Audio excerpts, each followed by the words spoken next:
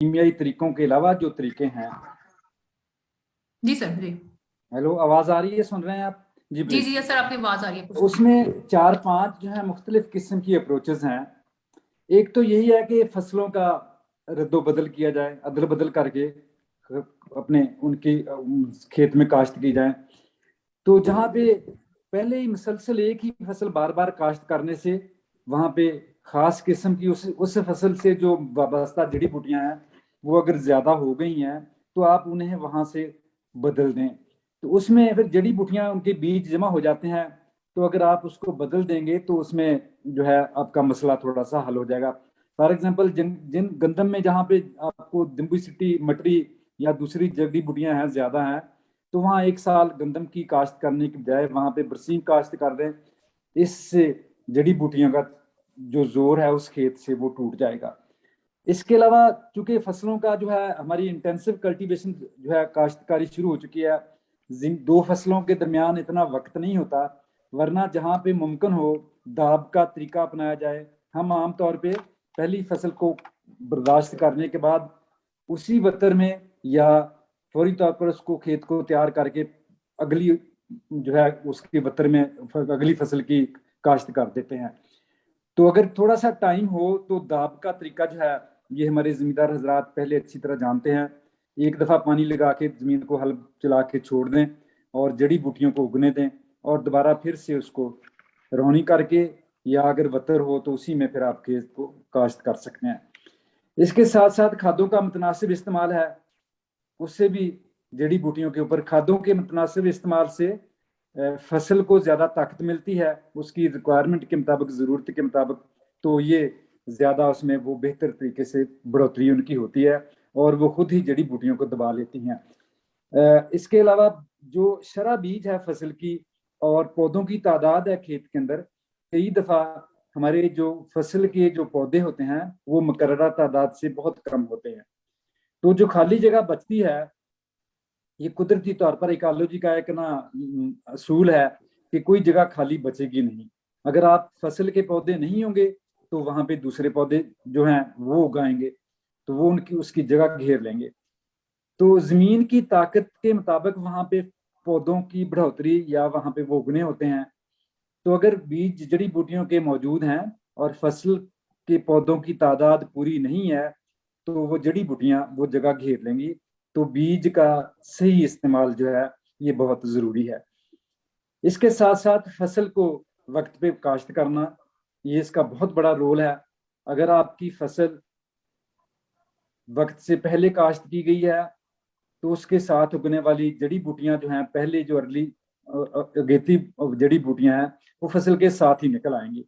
तो अगर आप थोड़ा सा फसल का वक्त आगे पीछे कर लें या उसको थोड़ा सा फसल के मुताबिक, जरूरत के मुताबिक ही पूरा रख लें, तो वो जड़ी बूटियों के जो साथ ही उगाव का वक्त है उससे बचा जा सकता है। तो कई दफा, और इसके साथ साथ जो फसल वक्त पे काश्त की गई होगी वो अपनी बढ़ोतरी के लिहाज से खुद खुद जड़ी बूटियों का को से बेहतर तरीके से, उनको ज्यादा बेहतर तरीके से मुकाबला करने के लिए वो उसके लिए मददगार होगी।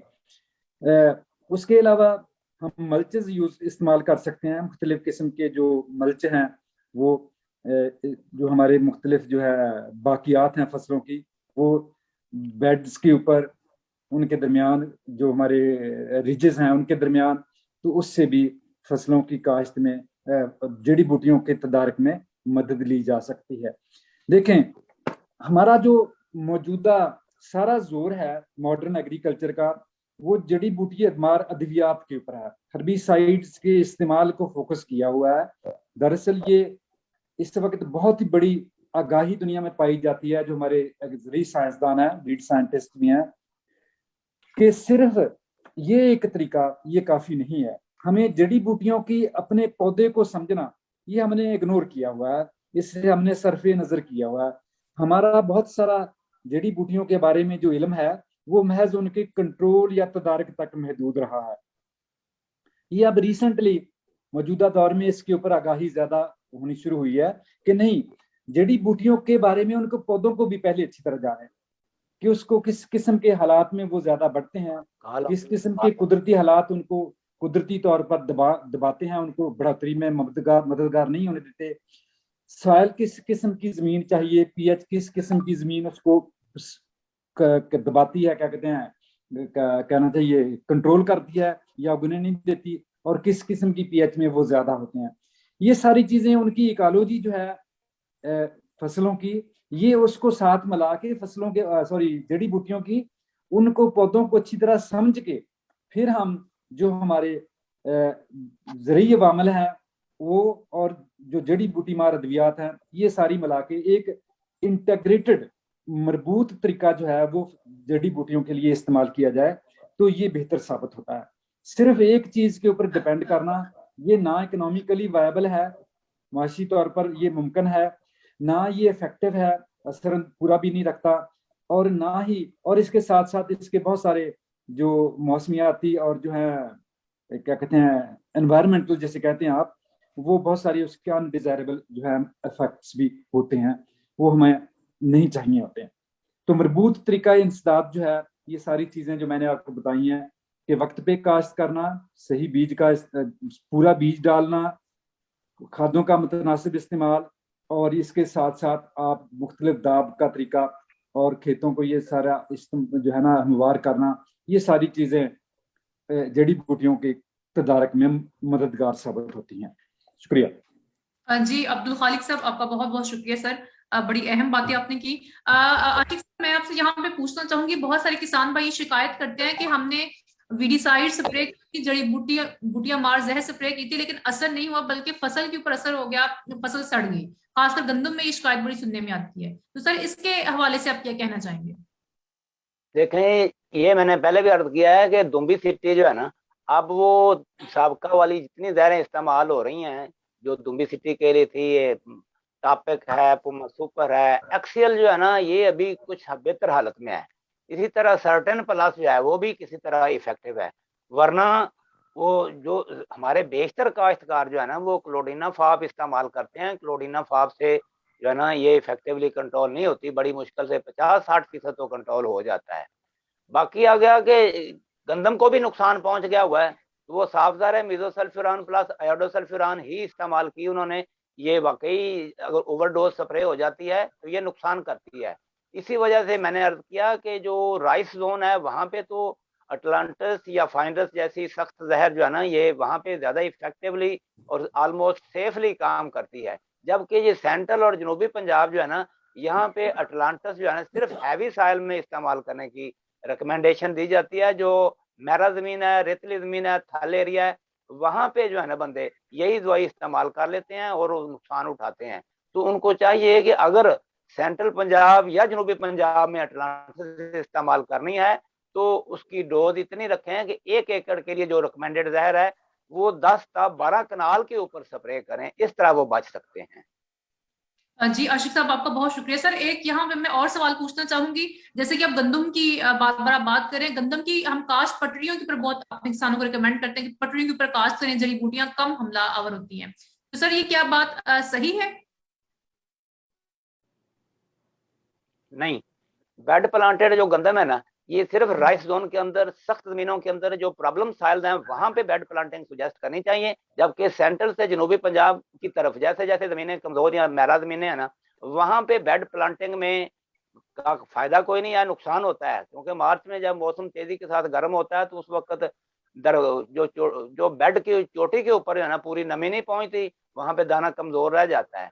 बाकी रहा कि बेड प्लांटिंग करके जड़ी बूटियां जो है ना, ये तो रियली जब वो सारा बीज जो है बेड के अंदर जमा हो जाता है तो जड़ी बूटियों का अटैक तो कम होता है। वो जो खालियां होती हैं सिर्फ खालियों में ही स्प्रे की जरूरत होती है। तो ये एक एडवांटेज तो इसका है कि उसके अंदर जो है ना बीज सारा चोटी के ऊपर होता है, तो वहां पे जड़ी बूटियों को जो है ना ये गंदम खुद ही दबा लेती है। जबकि खालियां जो खाली सब होता है नाली वाला, वहां पे जड़ी बूटी का सीवियर अटैक होता है, स्प्रे करने की जरूरत तो वहां भी दरपेश होती है। जी आशिक साहब, बहुत शुक्रिया। हमारे मेहमान यहाँ पर एक सवाल पूछ रहे हैं। मैं सबसे पहले अपने मेहमानों से दरख्वास्त करूंगी कि बेहतर है कि आप लोग अपना हाथ खड़ा करके माइक में पूछें, आप डायरेक्टली बराह रास्त हमारे माहिर नज़रात से बात करें ताकि आपको बेहतर तरीके से जवाब दिया जा सके। हमारे एक मेहमान जानना चाहते हैं कि गंदुम और चावल के अंदर क्रॉपिंग सिस्टम में फ्लेरस माइनर जो जड़ी बूटी है उसका हमला होता है, तो इसके लिए आप कौन सी हर्बिसाइड जो है रिकमेंड करते हैं? हाँ, मैंने पहले भी अर्ज किया कि जो मुंजी के बाद गंदम काश्त होती है वहां पे दुम्बी सिटी जो है ना वो बड़ा प्रॉब्लम बन चुकी है। वहां पे अटलांटिस सुपर ने अपने आप को मनवा लिया हुआ है। एक्सियल या क्लोडिनाफाप वगैरह जो है ना वो उतनी ऑपरेटिव नहीं है जितनी अटलांटिस सुपर या फाइंडस एक्स्ट्रा है। फाइंडस एक्स्ट्रा या अटलांटिस सुपर ऑलमोस्ट एक जैसी है, थोड़ा सा फर्क है, इनकी ताकत में थोड़ा सा फर्क है। उस इलाके के लिए मैं अगर को कहा जाए कि कौन सी एक जहर सुजेस्ट की जाती है तो मैं ये कहूंगा कि Atlantis super is the best product. जी शुक्रिया, शुक्रिया आशिक साहब। हमारे साथ आदिल मुर्तजा साहब मौजूद हैं। आदिल साहब, आप कोई सवाल पूछ? जी जी मैम, बिल्कुल मैं सवाल पूछना चाह रहा हूँ।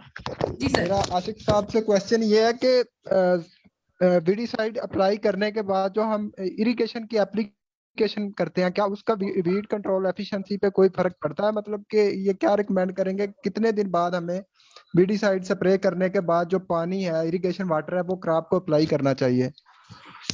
देखें जी, जो एक जनरल रूल है वो ये है कि हर्बिसाइड को 8 से 10 दिन तक काम करने का मौका देना चाहिए, वरना सूरत हाल ये है कि जो पत्तों के जरिए अब्जॉर्ब होती है ना, एक्सियल है, क्लोडिनाफाप है, सर्टन प्लस है, इस तरह जो जहरें सिर्फ पत्तों के रास्ते से जज्ब होती हैं वो तो आप स्प्रे करने के 72 घंटे बाद भी पानी लगा सकते हैं, उनका कोई प्रॉब्लम नहीं है।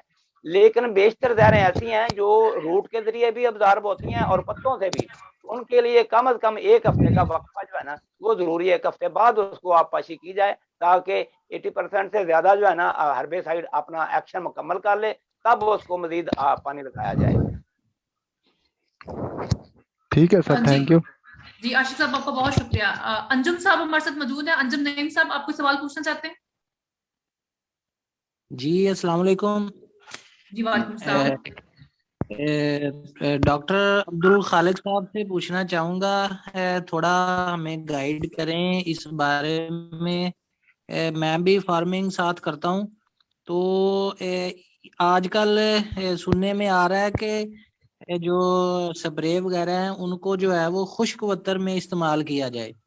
पहले जबकि जो हम दवाइयाँ वगैरह इस्तेमाल करते थे वीडीसाइड, तो उनके लेबल लिखे होते थे कि तार वतर में इस्तेमाल करें, तो इसके बारे में थोड़ी रोशनी डाल दें सर। ये तो मेरे जी मुतल्लका प्लीज। है भाई। जी जी जी आशिक साहब बोलें। अर्ज ये है ना कि अब मीजोसल्फिरान या आयोडोसल्फिरान ये एक मरकब जहर है, ये आई है मार्केट में। जब से ये आई है ना तब से हमारी रिकमेंडेशन जो है ना वो इसमें चेंज हुई है। अगर इसको पहले पानी के तार वत्तर के ऊपर स्प्रे करते हैं तो ये गंदम को सवियर डैमेज करती है। तो इसका वत्तर जरा दरमियाना हो जाए, खुश्क नहीं कहा गया, वत्तर ऐसा हो कि जब बंदा चले उसमें स्प्रे करे तो पाँव के निशान ना लगे, वो है इसका दरमियाना वत्तर। दरमियाना कम वत्तर जो है ना उसमें ये सेफली काम करती है। वरना वीड कंट्रोल तो है, जितने गीले वत्तर में करेंगी वीड को तो उतना ही ज्यादा मारती है, लेकिन गीले वत्तर में स्प्रे करने से ये जहर जो है ना गंदम को भी नुकसान के लिए ही खास तौर पर ये रिकमेंडेशन है। और चूंकि मीजोसल्फिरान आयोडोसल्फिरान ये 80% तक एरिया जो है ना हमारा ये कवर कर रही है मुख्तलिफ इलाकों में, तो इसी वजह से ये रिकमेंडेशन जो है ना इस तरह की है कि वत्तर कम वत्तर के ऊपर की जाए। जो बिल्कुल मुकम्मल ड्राई वत्तर के ऊपर जो है ना वो बिल्कुल ये भी नहीं काम करती। जिस तरह के मैंने खुद कहा कि अलीपुर चट्टा साइड में जो मुकम्मल ड्राई कंडीशन में आप कर दें, आपको पता है कि वो जमीनें कितना वत्तर रखती हैं। बाद दफा पूरे सीजन में एक ही पानी लगाना पड़ता है वहां पे, उन जमीनों के अंदर इतना ज्यादा वत्तर होता है। और ये मार्श ग्रास जो है ना, मार्श इसीलिए कहते हैं कि ये वाटर लविंग ग्रास है, सुरमचू घास। तो वहां पे जमीन के अंदर चूंकि नमी मौजूद होती है, बाजार ऊपर से वत्तर नजर नहीं आ रहा होता, तो वहां पे भी वत्तर मौजूद ही होता है। तो ड्राई खुश्क वत्तर में हर्बिसाइड की कारकर्दगी वाकई डाउन हो जाती है। जी आशिक साहब, आपका बहुत शुक्रिया। हमारे साथ मौजूद है मुजाहिद साहब, आप सवाल पूछना चाहते हैं? जी अस्सलाम वालेकुम। मेरा क्वेश्चन है आशिक साहब से। सर पेंडिमेथलिन प्री इमरजेंस लोग रिकमेंड करते हैं कुछ वीट पर और कुछ कहते हैं नहीं करनी चाहिए, तो अगर ये करें तो इसके लिए कितना होना चाहिए, क्या कहते हैं वत्तर, और अगर नहीं करनी चाहिए तो क्यों नहीं करनी चाहिए? देखें जी, बात ये है कि पेंडिमेथलिन के लिए अच्छा वत्तर चाहिए। अब तो गंदम की काश्त ज्यादातर मुकम्मल ही हो चुकी है, थोड़ी बहुत ही रह गई है। तो इस वक्त तो ये फिजिबल नहीं है। लेकिन याद रखें कि जो ज्यादा राइस जोन के इलाके हैं ना, जहाँ पे अगर नवंबर के दौरान गंदम काश्त होती है, उसके अंदर वत्तर काफी महफूज रहता है। वहां गंदम काश्त करने के बाद सुहागा लगा दें, सुहागा लगाने के बाद 1.5 लीटर फी एकड़ के हिसाब से पेंडीमेथालिन स्प्रे कर दी जाए, तो ये दुम्बी सिटी और बेशतर जड़ी बूटियों को, सेंजी मैना और जंगली पालक वगैरह, इन सबको ये कंट्रोल कर देती है। तो इसके लिए जो है ना, सेंट्रल पंजाब और जनूबी पंजाब, यहाँ पे उतना वत्तर नहीं मेंटेन रहते, इन इलाकों के लिए ये उतनी मौजू नहीं है। अलबत्ता थाले एरिए में जहाँ पे वो गप छट के, कोर छट के तरीके से गंदम काश्त होती है, पहले ड्रिल कर देते हैं, फिर फौरन पानी लगाते हैं, तो उसमें जो है ना, पानी लगाने के 1 से 2 दिन बाद, गंदम उगने से पहले पहले ये 1 लीटर स्प्रे कर दी जाए, तो वहां की जो सीवियर प्रॉब्लम वीड है, सलाई, वो चावली को ये कंट्रोल कर देती है। ये बहुत बड़ी गनीमत है। तो इस तरह है कि ये जहां जहां पे वत्तर ज्यादा मौजूद है ना, वहां पे इससे फायदा उठाया जा सकता है। जिन इलाकों में अब देखें, धुंध वगैरह जब गंदम की बजाई हो रही हो और धुंध भी पड़ रही हो, वो साल तो मैं समझता हूँ कि सिर्फ पेंडीमेथालिन का ही बन जाता है। उस वक्त सब लोग पेंडीमेथालिन ही इस्तेमाल करें 1.5 लीटर फी एकड़ के हिसाब से, उनको बाद में कोई स्प्रे करने की जरूरत नहीं रहेगी। जी आशिक साहब, आपका बहुत शुक्रिया। नाज़रीन, मुझे खुशी हुई है कि हमारे यहाँ पे रिसर्चर मौजूद हैं, स्टूडेंट्स भी हैं, बहुत सारे फार्मर्स भी हैं। आप लोग जरूर, हम इंकरेज करते हैं, प्रोग्राम आप लोगों के लिए ही है। बराह रास्त बात करें माहिरीन ज़राअत से और इंकरेज करते हैं कि आप जरूर सवाल पूछें। हमारे साथ उस्मान अली साहब मौजूद हैं। सर, आप कोई सवाल पूछना चाहते हैं? जी उस्मान अली साहब, शायद आपका माइक म्यूट है सर। सैफुर रहमान साहब, आपका भी हाथ खड़ा है, क्या आप कोई सवाल पूछना चाहते हैं? जी अस्सलाम वालेकुम। जी वालेकुम सलाम। जी मेरा क्वेश्चन डॉक्टर मोहम्मद आशिक साहब से है कि एक्चुअली सर मैं ना गार्लिक ग्रोवर हूँ गार्लिक काश्त किया हुआ है, तो मैं पूछना ये चाह रहा था कि रेजिडुअल इफेक्ट से बचने के लिए और क्रॉप के स्ट्रेस से बचने के लिए जो हम स्प्रे करते हैं वो वीडीसाइड का, क्या हम सर फ्लड कर सकते हैं किसी भी वीडीसाइड को, मतलब 1-2 वीडिंग के बाद, जब वो क्या है कि उसकी जो है जो डेज हैं वो तकरीबन वो 50 डेज की क्रॉप हो जाए। देखिए, मैं अर्ज करता हूँ, मेरा इसके ऊपर बड़ा खास एक्सपीरियंस है। गार्लिक से वीड जो है ना, वो तो मैं समझता हूँ कोई एक भी गोडी करने की इसको जरूरत नहीं है। इतना वीडिसाइड इसके ऊपर एक्सपर्टली जो है ना, इससे इस्तेफादा कर सकते हैं। उसका बेस्ट तरीका यही है कि ये जो ऑक्सीफ्लोरोफेन है ना, ये हम 300 मिलीलीटर फी एकड़ के हिसाब से गार्लिक काश्त करने के बाद जब पानी लगता है ना, पानी लगाने से पहले ये स्प्रे कर दें, ऊपर से पानी लगा दें। बेशतर जड़ी बूटियों को जो है ना, पहले 2 माह तक ये कंट्रोल करके रखती है। ये कोई किसी को पता ही नहीं है कि ये प्री इमरजेंस के तौर पर पेंडीमेथालिन और डुअल गोल्ड से भी बेहतर, ज्यादा लंबे अरसा तक, और पार्थीनियम और जंगली हालों, इनको बहुत लंबे अरसा तक कंट्रोल करती है। जबकि पेंडीमेथालिन और डुअल गोल्ड जो है ना, वो पार्थीनियम को तो कंट्रोल ही नहीं करती और जड़ी बूटियां भी छोड़ती हैं।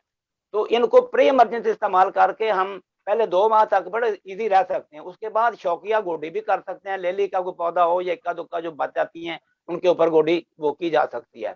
बाकी रहा कि हमारी 50 दिन की फसल होगी, जैसा कि आपने कहा, तो क्या किया जाए? देखें जी, इसकी डोज जो है ना, 100 मिलीलीटर फी एकड़ से ज्यादा किसी मरहले के ऊपर भी इस्तेमाल ना की जाए। अगरचे बोतल के ऊपर 300 मिलीलीटर लिखी हुई है, अगर 300 मिलीलीटर या 200 मिलीलीटर फी एकड़ आप स्प्रे करेंगे तो गार्लिक को ये डैमेज करती है। तो उसका बेहतरीन हाल ये है, फर्ज किया कोई बंदा बजाई के वक्त ना पेंडी की, ना उसने एस्मेटोलाक्लोर इस्तेमाल की, ना ही ये ऑक्सीफ्लोरोफेन या ऑक्सीफेन या हदफ ये स्प्रे नहीं की, तो जड़ी बूटियां उग गई हैं। तो काश्त करने के 15 दिन के अंदर अंदर, जब छोटी छोटी जड़ी बूटियां हैं, तो आप 80 मिलीलीटर फी एकड़ स्प्रे कर दें, वो जड़ी बूटियां खत्म हो जाएंगी। दोबारा 1 महीने बाद फिर कुछ निकलती हैं, तो 80-100 मिलीलीटर से ज्यादा इसकी मिकदार ना रखें। जितना मर्जी इसको इंतहाई सेफ तरीके से, बड़े माहिराना तरीके से, ये लहसुन को नुकसान पहुंचाए बगैर जड़ी बूटियों को ये तलफ कर देती है। तो अब नुकसान जो उठाते हैं वो 200 मिलीलीटर या हाई डोज इस्तेमाल करके उठाते हैं, वाकई वो लहसुन को डैमेज करती हैं। तो इसका बेहतरीन तरीका ये है, अगर हमने प्री इमरजेंट दवाई नहीं भी स्प्रे की, तो ये हदफ या ऑक्सीफ्लोरोफेन, इसको 80 से 100 मिलीलीटर की एकड़ पहले 60 दिन के अंदर 2 से 3 मरतबा आप स्प्रे कर लें, नुकसान भी नहीं होगा। 9 उम्र जड़ी बूटियों को बहुत माहिराना तरीके से ये कंट्रोल कर देती है। जी आशिक साहब आपका बहुत शुक्रिया। उस्मान साहब मुझे उम्मीद है कि आपका पॉइंट क्लियर हो गया होगा। हमारे साथ इस वक्त बहुत सारे हाथ खड़े हैं। मैं यहाँ पर थोड़ा सा अपने मेहमानों को थोड़ा सा वेट कराना चाहूंगी, क्योंकि मैं एक अहम सवाल है जो कि मैं चाहती हूँ कि अब्दुल खालिक साहब उसका जवाब दें। अब्दुल खालिक साहब, सॉरी, डॉक्टर अब्दुल खालिक साहब, क्या आप हमें सुन रहे हैं? हमारे साथ मौजूद है प्लीज। जी। सर यहाँ पे माशाल्लाह जैसे कि बहुत इंटरेस्टेड हैं हमारे जो गेस्ट हैं जड़ी बूटियों के अंदर। सर यहाँ पे एक बात जो कि बाहर के ममालिक में होती है कि किसी भी प्रॉब्लम को आने से पहले फार्मर्स को एजुकेट किया जाता है, तालीम दी जाती है उसके बारे में। तो सर जो मौसमियाती तब्दीलियां हैं, क्लाइमेट वेरिएबिलिटी का लफ्ज है कि अचानक से सर्दी का बहुत ज्यादा आ जाना या दर्जा हरारत का बहुत बढ़ जाना, क्या जड़ी बूटियों के ऊपर इसका असर है? और आइंदा आने वाले सालों में अगर हम क्लाइमेट वेरिएबिलिटी से ज्यादा अफेक्ट होते हैं तो क्या ये हमारी फसलों की पैदावार को ज्यादा नुकसान पहुंचाएंगे? इस बारे में आप क्या कहेंगे? ऐसे है, मैं पहले जो मौसमियाती तब्दीलियां हैं इनका जड़ी बूटियों के ऊपर क्या असरात होते हैं इसके बारे में थोड़ी सी बातचीत जो है ना बात करना चाहूँगा। जब हम मौसमियाती तब्दीलियों की बात करते हैं, जो मौसमी अवामल हैं उसमें गैसेस, हम कहते हैं कि जी टेम्परेचर बढ़ गया है, कार्बन डाइऑक्साइड गैस की कंसंट्रेशन ज्यादा हो गई है, बारिशों की जो फ्रीक्वेंसी है या बारिशों की कितनी दफा बारिशें हो रही हैं और किस हद तक बारिशें हो रही हैं, उनकी कितनी ज्यादा या कम हो रही हैं, ये बदल गया है। और इसके साथ साथ और बहुत सारे जो है ना हवा में नमी का तनासब कह लें, छोटी सी एक बात है। तो ये चीजें चंद एक मौसमियाती अवामल हैं। देखें, जड़ी बूटियां जो हैं या जो भी पौधे होते हैं, ये अपनी ज़ियाई तालीफ का जो अमल है, फोटोसिंथेसिस का अमल है, मेरा ख्याल है ये सारे एजुकेटेड फार्मर्स भी हैं, बाकी तो स्टूडेंट्स या रिसर्चर्स तो सारी बातें ये समझते हैं टर्म्स को, इस टर्मिनोलॉजी को।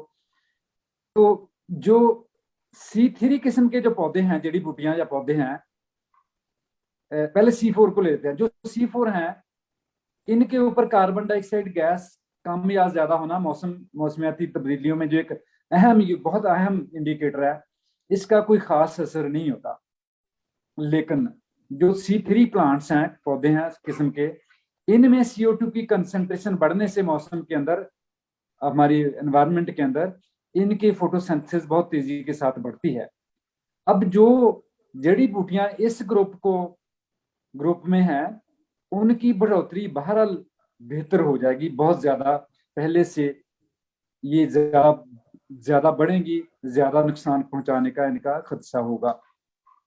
ये है कार्बन डाइऑक्साइड। उसके साथ साथ हमारा टेम्परेचर बढ़ रहा है, तो जब टेम्परेचर बढ़ेगा, बढ़ते हुए टेम्परेचर और साथ कार्बन डाइऑक्साइड, ये दोनों मिला के फिर दोबारा जो C3 किस्म के पौधे हैं, जड़ी बूटियां हैं, ये ज्यादा इनका नुकसान पहुंचाने का, जो बढ़ने का मुकाबला करने का एहतमाम जो है, एहतमाल ज्यादा हो जाता है, ये ज्यादा नुकसान पहुंचाएंगी। ये इसमें अगली बात अब मैं जनरल करता हूँ। हमारे मौसमियाती तब्दीलियों में बारिशों के पैटर्न बदल गए हैं, ठीक है, उनकी इंटेंसिटी ज्यादा तब्दील हो गई है, उनके अंदर अनसर्टेनिटी आ गई है।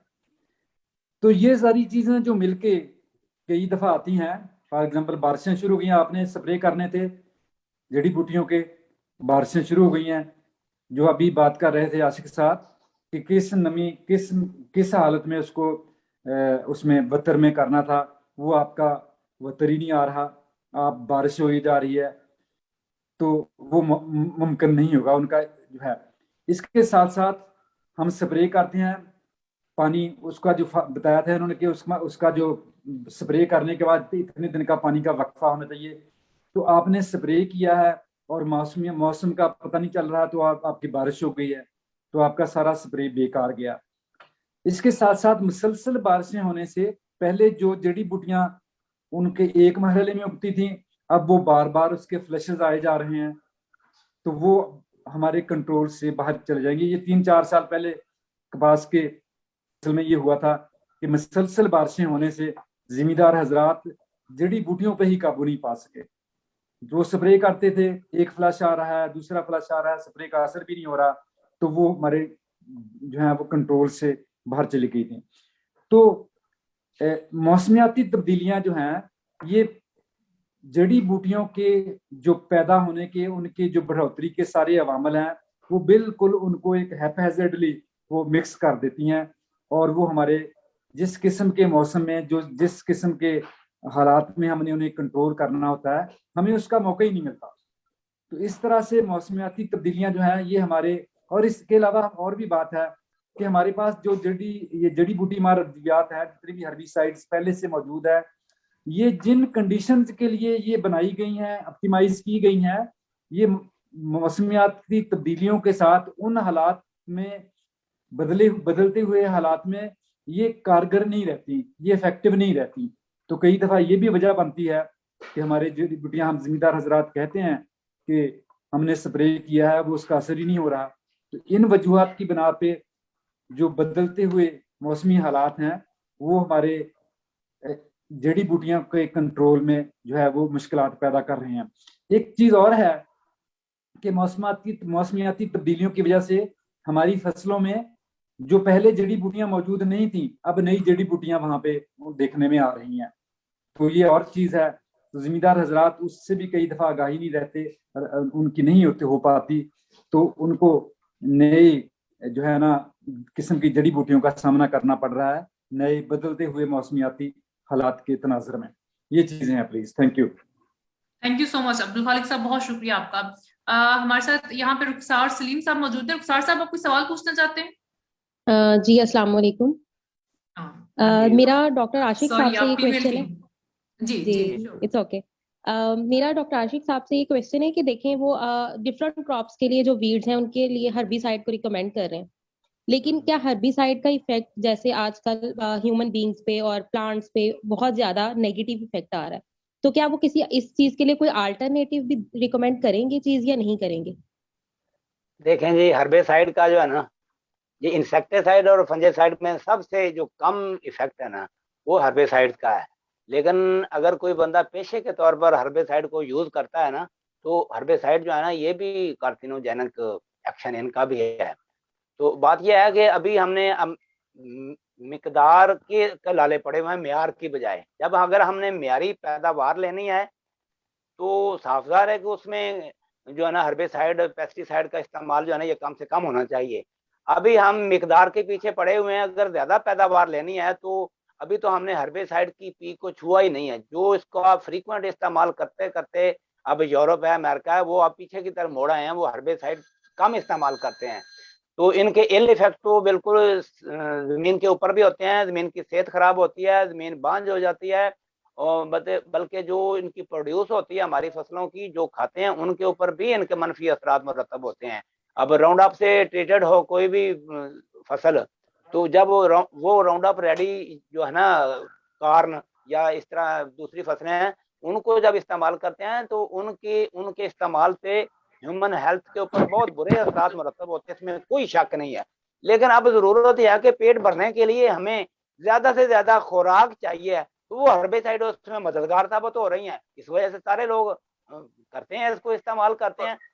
लेकिन ये सिर्फ इसी के ऊपर इन्हिसार करना और नेचुरल तरीकों से अवॉइड करना, हाँ जी, तो वो जो है ना, मैं नहीं समझता कि सिर्फ हर्बिसाइड ही है। मैंने तो चूंकि एक टॉपिक है उसके ऊपर मैं उस हवाले से मैंने चंद बातें अर्ज की। अदरवाइज इसके ऊपर इन्हिसार नहीं करना चाहिए, बल्कि नेचुरल तरीके जो है ना, वो इंटीग्रेटेड मैनेजमेंट, जिस तरह के अब्दुल खालिक साहब ने फरमाया, ये ज्यादा बेहतर है।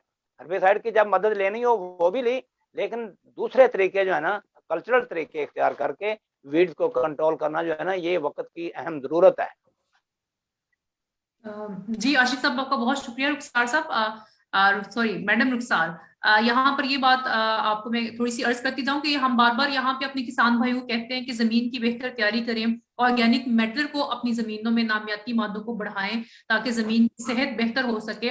बर वक्त बवाई जो है वो बहुत जरूरी है, ताकि फसल जब बहुत छोटी होती जड़ी बूटियां अगर बहुत ज्यादा उग गए तो फिर बहुत पैदावार के ऊपर असरअंदाज होती हैं। तो जब बर वक्त बुवाई होगी, फसल को सही जरखेजी मिलेगी, सही ताकत मिलेगी, तो फिर वो जड़ी बूटियों का फसल खुद ही मुकाबला कर लेगी। आपको अगर मैं गलत ना हूं तो आपको किसी किस्म की स्प्रे की जरूरत नहीं पड़ेगी ज्यादातर। अब्दुल खालिक साहब, आप इसके बारे में क्या कहते हैं? रुखसार का पॉइंट अच्छा है, अगर थोड़ा सा मजीद आप इसके अंदर ऐड करें।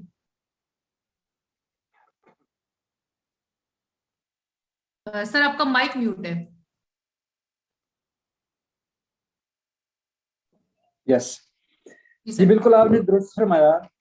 अगर हम अपनी जो फसल है, जो असल क्रॉप है हमारी, अगर हम उसकी ग़िज़ाई ज़रूरियात, उसके पानी, उसका बेहतर बीज, उसके वक्त पर काश्त, बेहतर तरीके से काश्त, इन सारी चीज़ों का ख्याल रखेंगे, तो जो फसल की जो मुकाबला करने की सलाहियत है, जैसे एक सेहतमंद इंसान बीमारी का बेहतर तरीके से मुकाबला कर सकता है, किसी भी पेश आने वाले नामुवाफिक हालात का बेहतर तरीके से मुकाबला कर सकता है, बिल्कुल इसी तरह अगर हमारी सेहतमंद फसल है, वो बिल्कुल उसको सब चीजें अच्छी तरह से मिल रही हैं, तो वो बेहतर तरीके से किसी भी दूसरी जो हमारी अनवांटेड, जो अनडिजायरेबल जो क्रॉप है, वीड्स हैं, जड़ी बूटियां हैं, उनका वो मुकाबला कर सकती हैं।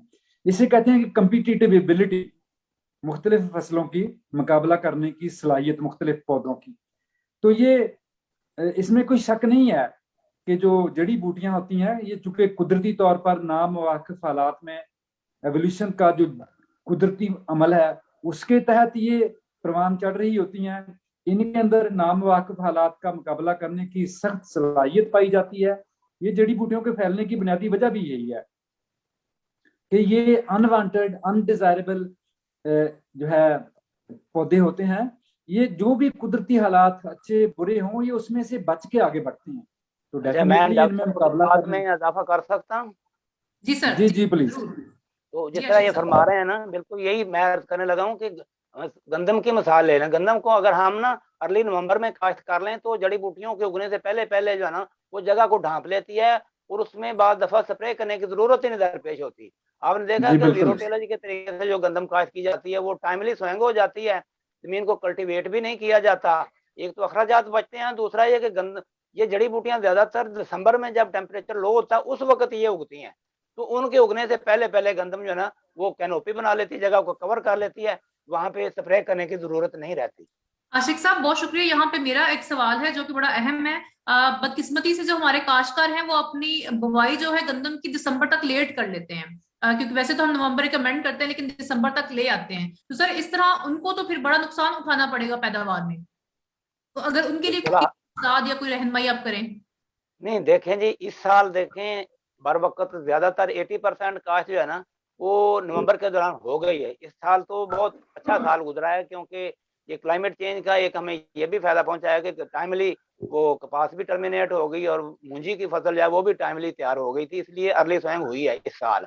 बाकी रहा कि जो लेट हो जाते हैं कमाद में, तो साफदारे मिलने चलेंगी तो फिर ही कमाद वाली जगह खाली होनी होती है, कमाद वाली जगह पे भी आती है। और भी कुछ मजबूरियां हैं जिम्मेदारों की। तो अगरचे हम तो कहते हैं कि नवंबर के दौरान जो है ना काश्त मुकम्मल करें, लेकिन वो जो मजबूरियां हैं उनको भी पेश नजर रखते हुए लेट काश्त जो है ना, उसमें खादें वगैरह ज्यादा इस्तेमाल करके उसकी लेट जो है ना वो निकाली जा सकती है। तो यकीनन लेट काश्ता में जो है ना जड़ी बूटियां ज्यादा नुकसान पहुंचाती हैं। जी जी आशिक साहब आपका बहुत शुक्रिया। हमारे साथ मौजूद हैं चौधरी मोहम्मद मकसूद प्लीज साहब, chairman potato research and development board Punjab Pakistan. Sir हम आपको खुशामदीद कहते हैं। अस्सलाम वालेकुम। मकसूद साहब क्या आप हमें सुन रहे हैं? सर हम आपको खुशामदीद कहते हैं। मकसूद साहब का शायद माइक म्यूट है। जी नाज़रीन, हम अपने प्रोग्राम को आगे बढ़ाते हैं। हमारे साथ अंजुम मौजूद है। अंजुम साहब आप कुछ कहना चाहते हैं? जी जी, थैंक यू, आपने मौका दिया। मैं इंटरप्ट ही करने लगा था। आशिक साहब से मैं ना थोड़ी रिकमेंडेशन लेना चाह रहा हूँ अपनी फसल के लिए। डॉक्टर साहब, मेरी ज्यादा जमीन मेरा है, लेकिन ना कुछ एकड़ बीच में वो थोड़े कह लें पक्के वाटके हैं। तो पहले तो मैं यही करता हूँ कि जो मतलब एक ही स्प्रे जो है दोनों के लिए मतलब ले लेता हूँ। ज्यादातर क्लोडीना और एक्सेल या बक्टरल और पुमा यही मैं यूज करता हूँ।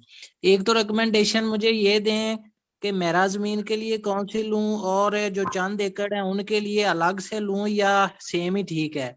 दूसरी रिकमेंडेशन काइंडली मुझे ये दे दें कि अपना जो आजकल आ रही हैं ब्रॉड लीव और नैरो लीव के लिए एक ही जहर मिल रहा है मार्केट से, वो ज्यादा बेटर है या अकेले अकेले वाला करें तो वो ज्यादा बेटर है? ये दो रिकमेंडेशन काइंडली मुझे चाहिए आपके लिए। हाँ, वो इस सिलसिले में अर्ज ये है कि जो मेरा जमीनें है ना, उनके लिए तो मैं ये चाहूंगा कि एक्सियल और बक्टर सुपर ये दोनों मिला के इस्तेमाल करना ज्यादा सेफ रहेगा, ज्यादा अच्छा रिजल्ट आएगा। बाकी रहा जो पक्के वाट की जमीनें हैं वहां पे आप ट्राई अल्ट्रा इस्तेमाल कर लें या अटलांटिस सुपर। ट्राई अल्ट्रा जो सेंट्रल पंजाब से लेकर जनूबी पंजाब की तरफ ट्राई अल्ट्रा की, इसके अंदर भी वो अटलांटिस वाला जहर भी है और 2 चीजें भी हैं, तो ये यहाँ पे ज्यादा सेफ साबित होगी। तो पक्के वट में जो है ना अटलांटिस सुपर इस्तेमाल करें, 1 एकड़ की जहर जो है ना वो 10 कनाल पे ले जाएं तो वो बिल्कुल नुकसान नहीं करेगी, किसी भी इलाके में हो, बशर्ते कि वो पक्के वट की जमीन हो। तो उन रकबे के लिए आप अटलांटिस सुपर कर लें या ट्राई अल्ट्रा को तरजीह दें। हाँ जी, बहुत शुक्रिया। अंजुम साहब, आपका पॉइंट मुझे उम्मीद है क्लियर हो गया होगा। जी जी मैंने लिख लिया है मैम, थैंक यू। बहुत शुक्रिया। मैं थोड़ी सी दरख्वास्त करूंगी, जिन मेहमानों को कोई सवाल नहीं है इसलिए वो काइंडली हाथ नीचे कर लें ताकि बाकी लोगों को मौका दिया जा सके। अगर आपका सवाल है तो जरूर आप अपने हाथ को खड़ा रख सकते हैं। यहाँ पर हमारे एक भाई मौजूद हैं, मोहम्मद बिलावल साहब। वो पूछना चाहते हैं कि is it possible to control weeds during later stages of crop, मतलब फसल जब बहुत आगे पैदावार फसल की हो जाती है, आखिरी स्टेजेस के ऊपर क्या हम जड़ी बूटियों को कंट्रोल कर सकते हैं? सर ये बड़ा आपने मैं अर्ज करता हूँ कि जब जड़ी बूटियां भी बड़ी हो जाएं, फसल भी गोब की स्टेज पे भी आ जाए ना, जो जो ये खास तौर पर दुम्बी सिटी या जंगली जई हैं, यही ज्यादा लेटर स्टेज के ऊपर तंग करती हैं।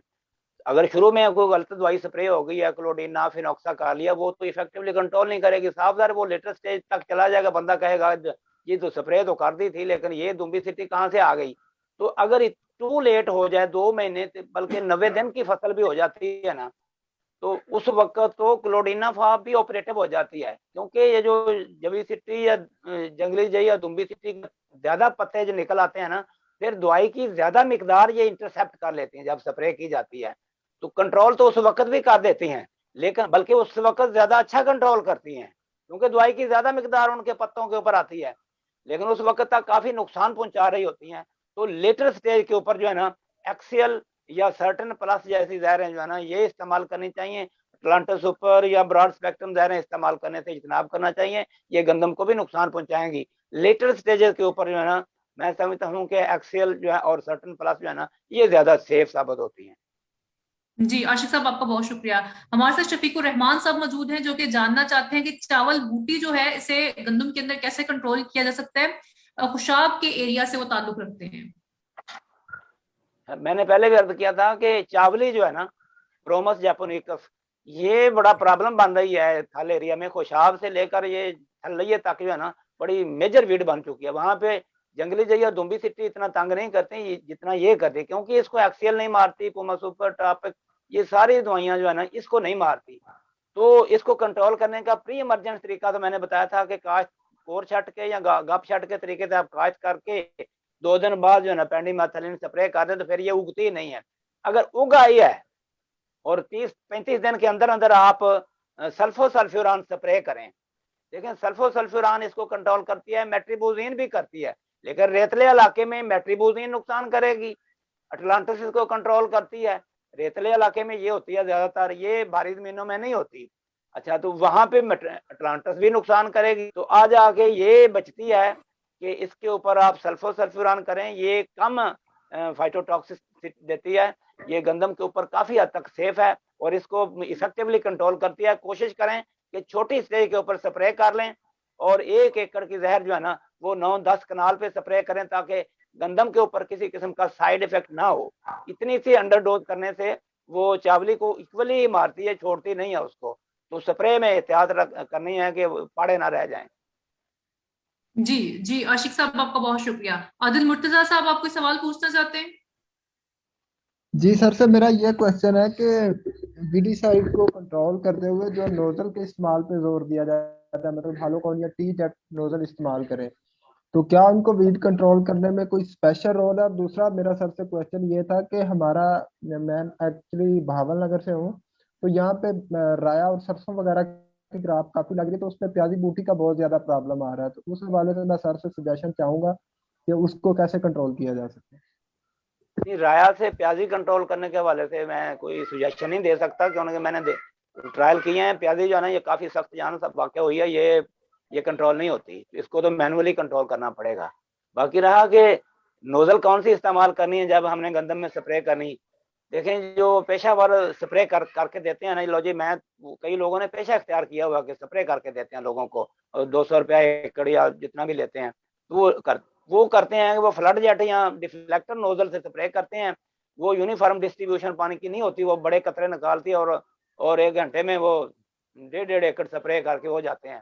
तो डिफ्लेक्टर या फ्लड जेट नोजल जो है ना, ये नहीं इस्तेमाल करनी चाहिए। इसके अंदर टी जेट नोजल इस्तेमाल करनी चाहिए। टी जेट से जो है ना वो एक दिन के अंदर बड़ी मुश्किल से 4 एकड़ जो है ना ये होते हैं, जबकि वो फ्लड जेट नोजल लगा के वो तो कर जाते हैं 8-8, 10-10 एकड़ एक दिन में कर जाते हैं अपना, तो रिजल्ट उसका जो है ना वो पूरा सही नहीं आता। तो टी जेट नोजल इस्तेमाल करनी चाहिए। हालोकोन नोजल जो फ्यूम बनाती है 5 सुराखों वाली हालोकोन, वो भी कोई लोग उससे कर रहे होते हैं। मैंने देखा है कि जो जड़ी बूटी मार जहरें काम नहीं करती, उनमें 80% रोल जो है ना गलत स्प्रे का है।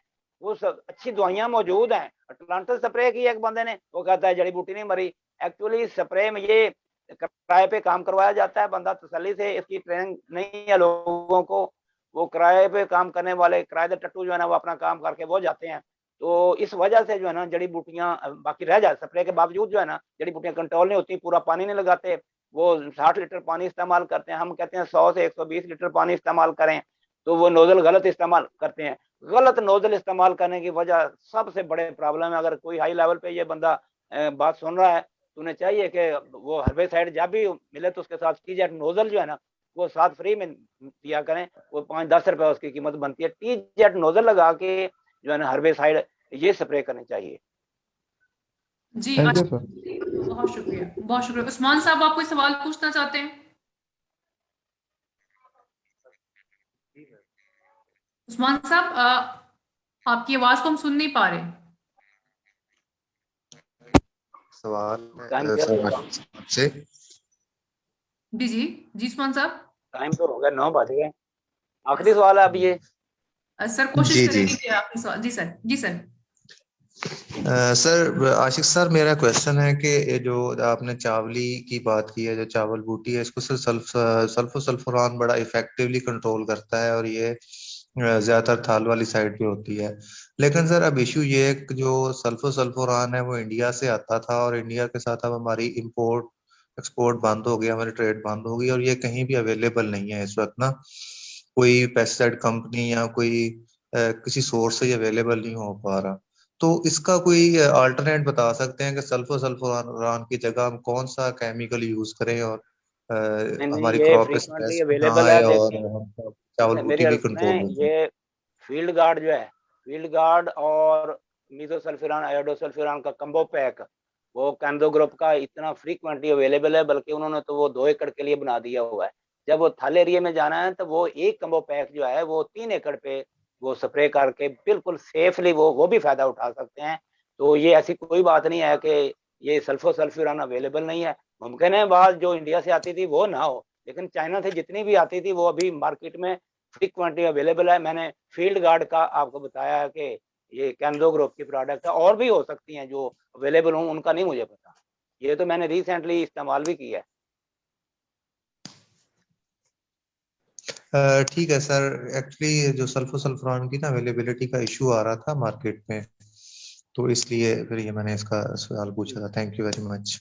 जी उस्मान साहब, आपका बहुत शुक्रिया। आशिक साहब, आपका बहुत शुक्रिया। डॉक्टर अब्दुल खालिक साहब, प्रोग्राम का वक्त खत्म हो रहा है, लेकिन मैं आपसे एक आखिरी सवाल पूछना चाहूंगी। सर, ऐसे कौन से क्रिटिकल पॉइंट्स हैं जड़ी बूटियों के हवाले से जो हमारे फार्मर्स को पता होने चाहिए लाजमी तौर पर, और आप यहाँ पे प्रोग्राम को कंक्लूड किस तरह करते हैं? क्या आप पैगाम देते हैं फार्मर्स को? जी 2-3 चीजें हैं जो जड़ी बूटियों के तदारक में उनके बारे में जिम्मेदार हजरात को पता होना चाहिए। एक तो यही कि उन्हें अपने खेत की पिछले साल की हिस्ट्री का मालूम होना चाहिए अच्छी तरह।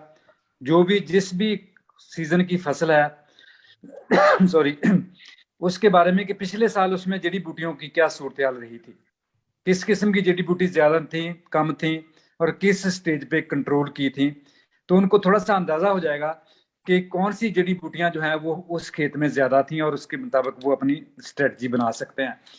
दूसरी बात, जड़ी बूटियां जिस वक्त वो शुरू हो जाएं, उनको लगे कि हमने स्प्रे के लिए जाना है, थोड़ा सा देख के अपने खेत का उसमें नजर दौड़ा के कि इसमें चौड़े पत्ते वाली जड़ी बूटियां ज्यादा हैं या घास वाली या जो है सेजेस जिसे कहते हैं डीला के खानदान की जड़ी बूटियां हैं, तो बाकायदा जाके जहां से दवाई खरीदनी है वो वहां पे जाके बताएं कि हमें चौड़े पत्ते वाली या दूसरी जड़ी बूटियां चाहिए। ये नहीं है कि जाके ब्लाइंडली उनको कह दें जी जड़ी बूटियों के लिए दवाई दे दें, तो वहां पे जरूर बताना चाहिए और देख के दवाई बाकायदा कि आपने जो कहा है वही दे रहे हैं, वो जो डीलर हजरात हैं, दुकानदार या कुछ और दे रहे हैं। तीसरी बात, डोज का ख्याल रखें और इसके साथ साथ जो नोजल है टी-जेट या फ्लैट फैन नोजल जो भी रिकमेंड की जाती है वो नोजल उसको लाजमी तौर पर वो इस्तेमाल करें। और अगली बात कि कितना पानी लगाना है फी एकड़, आमतौर पे 100 लीटर फी एकड़ के हिसाब से पानी लगाना होता है, तो आप एक टैंकी ज्यादा लगाने के या एक टैंकी बचाने के चक्कर में आप बहुत सारा नुकसान कर लेते हैं। तो आपको जिम्मेदार हजरात को जितनी रिकमेंडेशन, जितना पानी कहा जाता है वो उतना ही लगाना चाहिए। दवाई के ऊपर आप खर्च कर चुके हैं, सिर्फ एक टैंकी की मशक्कत या थोड़ा सा आप समझ लें कि उस पर खर्चा जो बचाने के लिए वो बिल्कुल उससे आप फिर आप कहते हैं कि जी हमने स्प्रे किया था, जड़ी बूटियां कंट्रोल नहीं हो पाई। तो ये चंद एक चीजें हैं। इसके साथ साथ जो आशिक साहब ने भी बताया, मैं फिर कहूंगा कि जो मरबूत तरीका इंसदाद है जड़ी बूटियों का, सिर्फ जड़ी बूटी मार अद्वियात या जहरों के ऊपर इन्हिसार ना किया जाए, बाकी चीजों का भी ख्याल रखें। वक्त पे काश्त करना, बीज पूरा डालना, बेहतर बीज डालना, गजाई जरूरियात का, पानी का, हर चीज का, फसल का ख्याल रखना, ये बहुत अहम है। ये बाजार लगता है कि इनका जड़ी बूटियों से कोई ताल्लुक नहीं है, लेकिन ये बहुत ही अहम है। तो इन चीजों का ख्याल रखते हुए जिम्मेदार हजरात जो है वो अपने इस मसले पर बेहतर तरीके से काबू पा सकते हैं। शुक्रिया जी। अब्दुल खालिक साहब आपका बहुत शुक्रिया। मोहम्मद आशिक साहब आपका बहुत शुक्रिया। नाज़रीन, हम अपने प्रोग्राम का इख्तिताम करते हैं उन सब लोगों का जो हमारे साथ यहाँ पे मौजूद थे, हमारे मुअज़्ज़ज़ मेहमान, हमारे काश्तकार भाई, हमारे स्टूडेंट, रिसर्चर और जो लोग हमें बाकी सोशल मीडिया प्लेटफॉर्म्स पे देख रहे हैं, मैं सबका शुक्रिया अदा करती हूँ। इंशाल्लाह मैं उम्मीद करती हूँ कि अगले भी प्रोग्राम्स आप लोगों के लिए मुफीद साबित होंगे। यहाँ पर मैं एक अहम बात आप लोगों को बताती जाऊँ, सावी यील्ड इनहेंसमेंट कंपटीशन आज किसान डे पे अनाउंस किया है, जिसमें पूरे पाकिस्तान से लोग शिरकत कर सकते हैं। किसी किस्म के कोई चार्जेस नहीं लिए जाएंगे, लेकिन इस पूरे प्रोसेस के अंदर फार्मर की हैंड होल्डिंग की जाएगी, मुकम्मल बिजाई से लेके मार्केटिंग तक रहनुमाई स्टेप बाय स्टेप दी जाएगी, सावी की तरफ से सर्विसेज दी जाएंगी जो कि फ्री ऑफ कॉस्ट होंगी, और एट द एंड आखिर पर जो विनर्स होंगे उनको इनाम भी दिया जाएगा। और कोशिश करेंगे कि हमारे आज बाकायदा ये प्रोग्राम हमने लॉन्च किया है यूट्यूब के ऊपर, इसकी वीडियो पड़ी होगी माशाल्लाह। काफी अच्छे लोग, काफी बड़े लोग, काफी तजुर्बाकार लोगों ने शिरकत की इस प्रोग्राम के ऊपर, और साथ में अनाउंस भी किया, लॉन्च भी किया इसको। और हमारे साथ इस प्रोग्राम में बहुत बड़े अदारे, बहुत बड़े रिसर्चर, साइंटिस्ट मौजूद हैं, जिनकी इंशाल्लाह रिसर्च और एडवाइजरी स्टेप बाय स्टेप हम अपने फार्मर्स को भेजेंगे, कस्टमाइज अलर्ट्स भेजेंगे, उनकी क्रॉप की कंडीशन के अकॉर्डिंग उसे सैटेलाइट से मॉनिटर करेंगे ताकि उनकी यील्ड को मैक्सिमम कर सके। इसमें नंबर ऑफ फार्मर्स होंगे हमारे पास, अभी हमने कोई लिमिटेशन सेट नहीं की, और इसमें 5 बड़ी फसलें हैं जो कि सब लोग वाकिफ है 5 बड़ी फसलों से। इसके साथ साथ आलू और तेलदार अजनास को भी हमने शामिल किया है। इसका मकसद ये है कि हम अपनी ये जो कम्युनिटी है, हमारे किसान भाई हैं, उनकी मदद कर सके, पैदावार को बेहतर कर सके। और जैसा कि बहुत सारे किसान भाई गिला करते हैं कि यहाँ पे जो भी लोग आते हैं वो अपने पैसे बटोरते हैं, मुख्तलिफ किस्म की जो भी अफवाहें हैं, इसलिए साबिर कोशिश कर रहा है कि गैर जानिबदार आप लोगों को एडवाइजरी दी जाए, और जो भी हमारे तरफ से सर्विसेज हों हमारे फार्मर्स के लिए वो सारी फ्री ऑफ कॉस्ट हों। मैं अपने मेहमानों का बहुत शुक्रिया अदा करती हूँ। मैं उम्मीद करती हूँ इंशाल्लाह हमारे बाकी प्रोग्राम्स में भी आप लोगों की ऐसी ही शिरकत रहेगी। इसके साथ साथ मैं दरख्वास्त करती हूँ तमाम नाज़रीन से कि सावी ऐप को प्ले स्टोर से मुफ्त डाउनलोड करें, अपना फार्म वहां पे ड्रॉ करें। हम सैटेलाइट से आपकी पूरी फसल को मॉनिटर करेंगे, आपको बताएंगे कि आपकी फसल की सेहत कैसी है, जमीन में कितनी नमी है, फसल को खाद या पानी की जरूरत है या नहीं है, आपकी फसल का मौसम कैसा है, मतलब आपके खेत का मौसम, मैं शहर के मौसम की बात नहीं करी, आपके खेत का मौसम कैसा है, और अगले आने वाले 7 दिनों तक आपके खेत का मौसम कैसा रहेगा। इससे आप बिजाई कर सकते हैं, खादें डाल सकते हैं, पानी डाल सकते हैं। जैसा कि यहाँ पे बाकी लोग मौजूद है वो जानते हैं कि खादों की एप्लीकेशन का टेम्परेचर के साथ डायरेक्टली रिलेशन है। इसके अलावा वहाँ पे नॉलेज सेंटर है, सब्सिडीज की न्यूज दी जाती हैं, और बहुत सारी चीजें हैं जो मैंने मुख्तसरन यहाँ पे बता दी हैं। यहाँ पर मेरे ख्याल में कोई सवाल मौजूद नहीं है। फिर से मैं शुक्रिया अदा करती हूँ अपने मेहमानों का और उन लोगों का जिन्होंने हमें ज्वाइन किया। नाज़रीन, अपनी मेजबान रिक्ता अवान को इजाजत दीजिए। इंशाल्लाह अगले हफ्ते मिलेंगे अपनी सावी बैठक के साथ, नए मौजू और नए मेहमानों के साथ। अल्लाह हाफिज, रब रखा। अल्लाह हाफिज। अल्लाह हाफिज सर।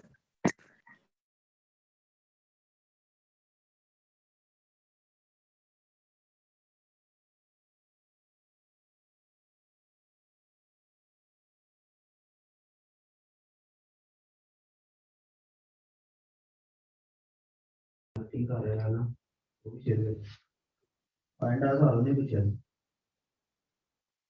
सिर्फ फिर